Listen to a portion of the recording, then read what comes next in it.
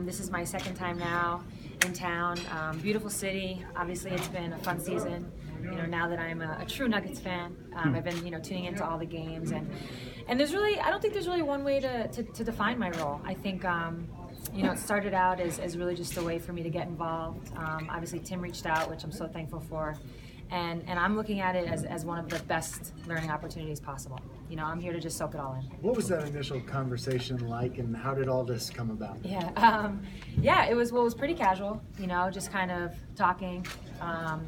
Tim asking me some questions about, what do you want to do when you're done, that kind of thing. But the one thing he said that really kind of made that conversation go was, he was like, listen, I know you're still a player. I know you still want to continue your career. So this could be a way for you to do both. And that to me was like, oh, because I always thought of, front office work, coaching, that type of thing, being with a team day in, day out. That to me was something that I wasn't ever going to get to until I was done playing. Because that's like, that's like you're all in. You have to really commit. So when he kind of put it to me in a way where I could do both, it became extremely attractive. And Tim's, just being around him, he's so smart. He knows everything about everything.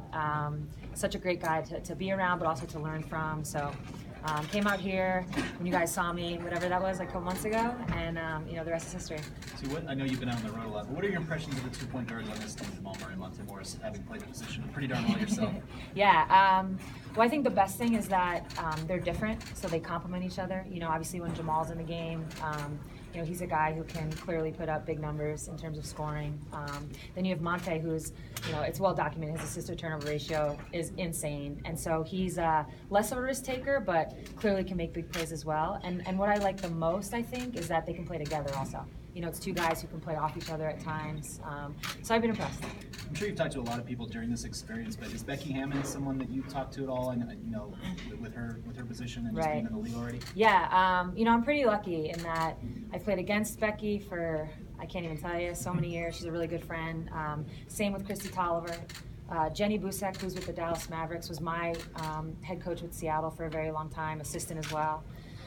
So I feel really lucky that I have three people right out the gate, and those were the first three people to hit me up, obviously, welcoming me to what is this NBA family. And Becky especially was like, listen, if you ever have any questions, if you ever, and the one thing I'm learning is that it's all about learning, right? It's about, meeting people, creating those relationships, understanding the game in terms of the players, understanding and learning about the personnel. That's probably the hardest part. There's a lot of players in this league. There's a lot of players. And, as a women's basketball player, I definitely watch. I've been watching the NBA for a really long time.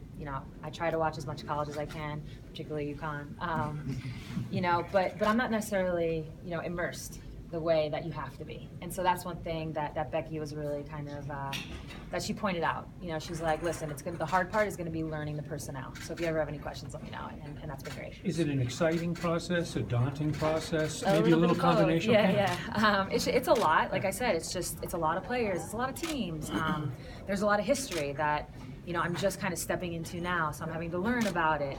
But truthfully, the one thing you learn as you get older, I think, as an athlete, really as anybody, when you can step outside your comfort zone and be uncomfortable, that's when you really figure out like what you're made of and who you are, and that's when you grow. And so even though some of it, like when I go to scout a game, I'm walking into this arena and I'm like, I don't know anybody, let's see what happens here. And then you actually realize you do know more people than you thought, or you start to meet people. And so it can be almost like first day of school kind of jitters. And then eventually, you find your way and you figure it out. And that's kind of where I am right now. What's the end game for you? The end game? I'm a player, so I'm still focused on my playing career. I want to get the most out of that as possible. Whether I retire tomorrow or in 20 years, I just want to like squeeze that, get as much out as I can. But with that, I have an understanding that basketball's not forever. At some point you gotta do something else. You gotta find your way, and that's what's so great about this. So I don't necessarily have an answer for what the end game is. Hopefully with this process I can find out if I'm any good at this or if this is for me and see what happens. Sue, do you remember when you first met Michael Malone? He was saying that he might have practiced with you guys when he was with the Knicks. No, yeah. So I actually don't live that far from the Knicks practice facility, and so Becky Hammon and like Carol Blazejowski was the GM at the time, and some other players would stick around. Teresa Weatherspoon. We played pickup, and he was around for some of those pickup games. So that's I know. When I first saw him when I was here a couple months ago, he was like, "Oh yeah, Knicks," and I was like, "Oh yeah." So yeah, we just played pickup. It was nothing too serious. Was he any good? Oh no, I don't think he played. Not that I remember. I mean, if I don't remember, he probably wasn't any good then. The WNBA playoffs this year generated record ratings and Yeah. generated a lot more attention. There's a lot of buzz, I think, more now than ever. Does this run with the Storm? Did that playoff run stand out to you in a way Absolutely. versus others? Why? So I think there's a couple ways to look at it. So obviously, from my vantage point, this was actually the first like major playoff run. We had made the playoffs a couple of years and lost in the first round, but the first major playoff run where social media was involved. So it's this different type of hype. It's just that you're obviously, you guys all know social media. It's good and it's bad and the whole 9 yards, but it definitely created a different kind of hype. And the WNBA recently went to a balanced schedule, so everything's even. So what you get is the best 2 teams at the end. And I think that's just made for really exciting playoff rounds. It's been 3 years in a row now where the semis and the finals have been like epic. And then, I mean, at the end of the day, it was just good basketball. I mean, that the finals, Chrissy Tolliver especially like hates when I say this, but the semis was pretty much the finals in all reality. And that, I think, will go down as the toughest series I have ever been involved in. And in terms of that game 5 where, we were able to pull it out, I did all right. That's actually like a career-defining moment, And I don't say that lightly. It's the amount of people that have come up to me to talk about it, whether it's like, your crazy fan or just someone who happened to catch the game. I get stopped all the time just for that one game. So it was a pretty special run, and I don't know. I'm thankful it worked out for us. And While you're here on, go ahead, Max. while you're here on official Nuggets business, and with respect to you're working with the league, Yeah. you are on the executive committee. Are you optimistic that you guys will be able to reach an agreement? CBA? Yeah. I was like, where are you going with this? Yeah, I think we all want. I think the good news about this CBA negotiation is you have players and you have people at the league office. We all want this to work. We want what's best. It's obviously there's going to be some back and forth. That's how negotiations are, and I'm sure they're going to say things we don't like, and we might say things they don't like. But that's I think it's all because we do want what's best. We want this league to succeed. Hey, Sue, a lot of people look at you and other women in the NBA and professional sports as like trailblazers and just paving a path for younger women to look up to. Is that how you want to see yourself viewed, or you just kind of want to just go about your business and do it? Yeah, I think there's something nice about being part of a trailblazing crew. It's hard to view myself that way because I look at Lisa Leslie and Cheryl Swoops and Rebecca Lobo and Dawn Staley in that way, but I also have an awareness that, hopefully 20 years ago, I am the old, disgruntled player that's pissed they're not making, $5 million. I think that happens in the NBA, right? I hope I'm that person, and I know that 20 years from now, I will be looked at as part of that group that I just named, which is pretty crazy for me, to be honest. But so there's a responsibility because, like I said, I want this league to succeed.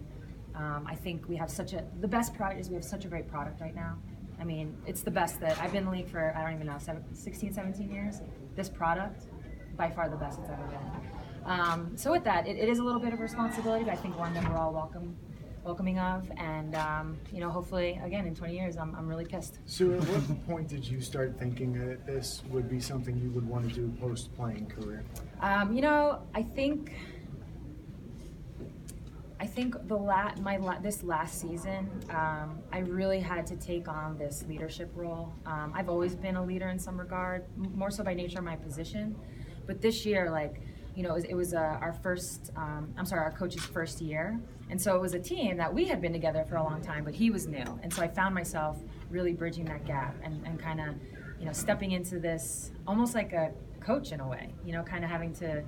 And so all of a sudden it was like, I had always said I never wanted to get into coaching because I felt like I kind of had already lived that life, the travel, the stress, we have to win tomorrow, all that stuff. But now that I tasted it a little bit, it becomes a little bit more attractive. And then what's been great about this is, as well as that experience, the combination is, our staff in Seattle, I don't have the end all be all say on by any means in terms of players and whatnot, but they asked for my opinion. And so this, over the last 2 years, you know, I've started to develop that eye, or try to develop that eye of like looking at a player, will this fit? And that's kind of what this is about now with the Nuggets. So it's really, I don't know, over the last probably like year or two, it's been kind of this natural progression into both of those worlds. One more. What do you value most in a player? That's a really good question. I think an understanding of who you are is by and far the best quality that you can have as a player. If that means you're the star player and it's your job to go get us 30 every night, you need to embrace that, understand it. Everyone needs to understand it. If it's your job to come in and guard the other team's best player for 5 minutes and work your butt off, you need to be okay with that and understand it. And I think sometimes, you know, people can get outside of that and you know, I mean, I've dealt with it on my teams before, and it can be tough. When you have a team that understands its roles, whatever that might be, and there's buy-in, that to me is, if a player knows who they are, I want them on my team. Thanks. Thanks. My pleasure.